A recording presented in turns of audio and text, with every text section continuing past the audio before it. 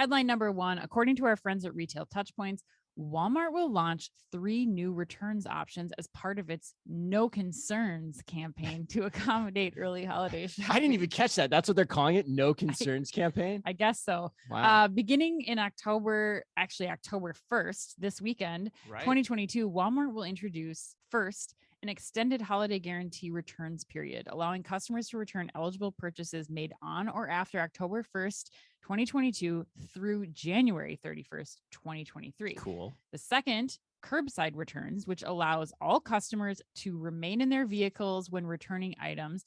And 3, return pickup at home for Walmart Plus members. Ooh.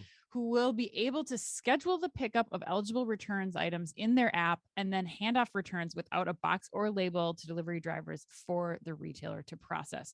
It should also be noted that Walmart curbside returns and return pickup from home will launch in select stores during the first week of October, and then will continue to expand to additional stores throughout the season. Chris. Yes. Are you going to sign up for Walmart Plus and have just leave stuff on your doorstep? Oh, wow. That's a good question. Well, I think first of all, of all those things you said, the return window totally makes sense.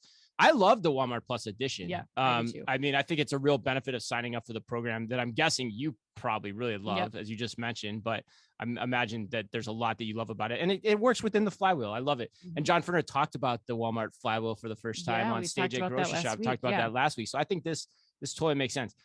The other part of that headline you just read, though, the part about curbside returns in all stores. Yeah.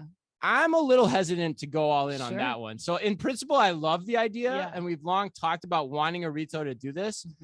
But I've said this before, it's a really, really complicated thing to do right. Absolutely. And at a good cost. And honestly, I think it feels a little aggressive at this point.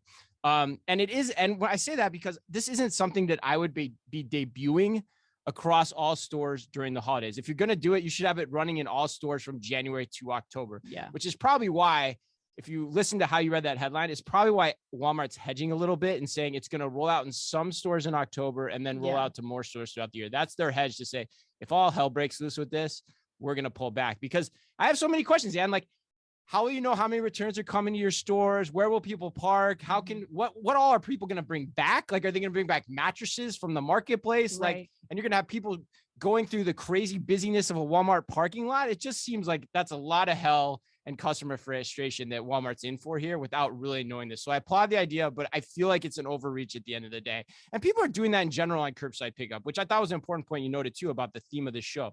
Yes, it's here. Yes, it's important coming out of the pandemic, but let's not rush into it and then have all this bad stuff happen where we start pulling back from innovation too, which tends to happen. Yeah. I mean, it's not clear. I wasn't able to see exactly how this happens. My guess is, since the Walmart Plus returns are happening and being scheduled through the app, that, you know, at some point in time, like similarly to, you know, how you're doing this on the Target app, the Walmart app, where you say, you have a list of the items you purchased. I want to return this. It's all happening in the app, and it's hopefully triggering the same way, which I think is doable. Now, the question again, which you've said multiple times, is like, what happens when that return item is like a mattress or something giant? And like, are you prepared to take these from the car, even though it's a huge benefit to the customer? Like, I love this. I do still think there's a lot to pull off, like you're saying. I think that's a great point, especially because, you know, like Target announced that they were going to be doing this months ago. We still don't know about the pilots that are happening there. Great point. But if Walmart can pull this off, this is a huge, huge value add for customers. It's